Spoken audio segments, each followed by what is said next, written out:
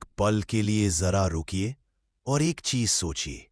ये जो दुनिया है, ये धरती, आसमान, समुद्र, पहाड़, यहां तक कि हम और आप, ये सब आखिर आया कहां से?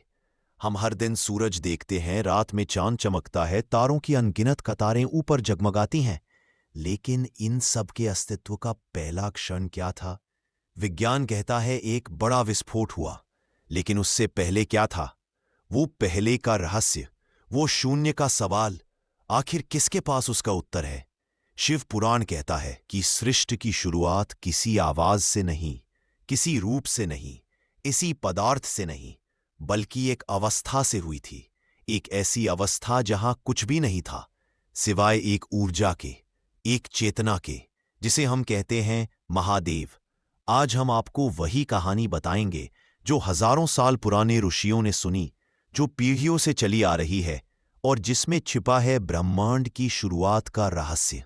शुरुआत में न आकाश था, न धरती थी, न जल, न वायु, कुछ भी नहीं। बस एक अनंत अंधकार, एक मौन जिसमें न कोई हलचल थी, न कोई दिशा, न समय का कोई प्रवाह। और इस मौन में मौजूद था एक ही अस्तित्व, शिव। शिव उस समय किसी रूप में नहीं थे। वे शरीर नहीं थे, वे मूर्ति नहीं थे, वे पदार्थ नहीं थे। वे थे चेतना, एक अनंत ऊर्जा जो हर तरफ फैली हुई थी और फिर भी दिखाई नहीं देती थी। ऋषि कहते हैं शिव उस समय महासमाधि में थे। जब शिव ध्यान में होते हैं तो सृष्टि सोई रहती है, क्योंकि शिव ही वह स्रोत है जहां से गति आती है, जहां से परिवर्तन आरंभ होता है। इस अवस्था को सूक्ष्म शून्य कहा गया, एक ऐसा शून्य जो खाली नहीं बल्कि अनंत संभावनाओं से भरा हुआ था। बहुत समय तक यह मौन बना रहा। फिर एक क्षण ऐसा आया जब शिव की चेतना में एक हल्का कंपन उठा। यही कंपन धीरे धीरे एक प्रकाश में बदल गया और उस प्रकाश से प्रकट हुई आदि शक्ति। आदि शक्ति कोई साधारण शक्ति नहीं थी, वह शिव की ऊर्जा का विस्तार थी, उनकी क्रियाशील शक्ति, जिन्हें पुराणों में शिव की शक्ति कहा गया। शिव चेतना है, शक्ति क्रिया है। शिव विचार है, शक्ति उसका रूप है। जब चेतना और क्रिया एक साथ होते हैं तभी सृष्टि की शुरुआत होती है। शिव और शक्ति के मिलन से ब्रह्मांड में पहला स्पंदन उठा। यह स्पंदन ही सृष्टि का पहला हार्ट बीट था, पहली हलचल, पहली धड़कन, पहली चमक। इस दिव्य ऊर्जा से जो पहली वस्तु प्रकट हुई उसे कहा गया हिरण्यगर्भ, मतलब स्वर्णिम अंड। यह कोई साधारण अंड नहीं था। इसके भीतर वे सभी तत्व मौजूद थे जिनसे आगे चलकर पूरी सृष्टि का निर्माण होना था। हिरण्यगर्भ का तेज इतना विराट था कि उसे ब्रह्मांड का वूम्ब कहा गया। उसी के भीतर से उत्पन्न हुए ब्रह्मा, जिन्हें सृष्टि बनाने की जिम्मेदारी दी गई। ब्रह्मा ने जब आंखें खोली तो उन्हें केवल अंधकार दिखाई दिया।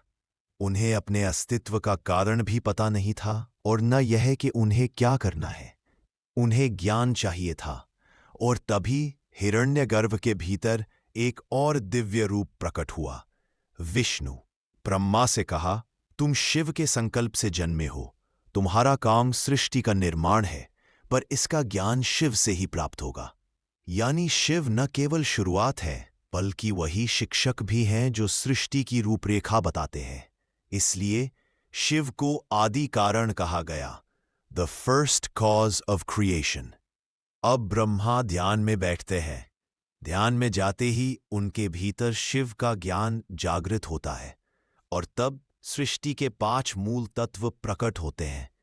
एक, आकाश, सबसे पहले स्थान जहां कुछ बन सकता है। 2, वायु, गति और जीवन की शुरुआत। 3, अग्नि, ऊर्जा, प्रकाश और परिवर्तन का स्रोत। 4, जल, स्थिरता, पोषण और बहाव। 5, पृथ्वी, सभी रूपों की आधारशिला।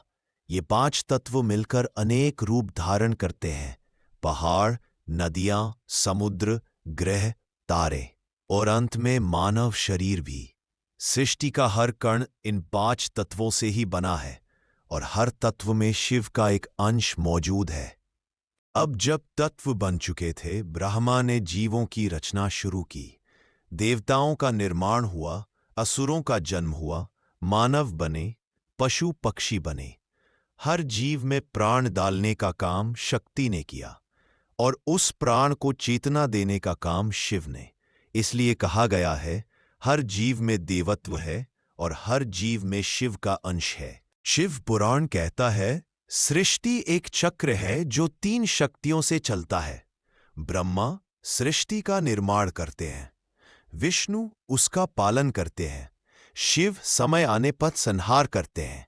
लेकिन संहार का अर्थ विनाश नहीं, संहार का मतलब है पुराने रूप का समाप्त होना ताकि नया रूप जन्म ले सके।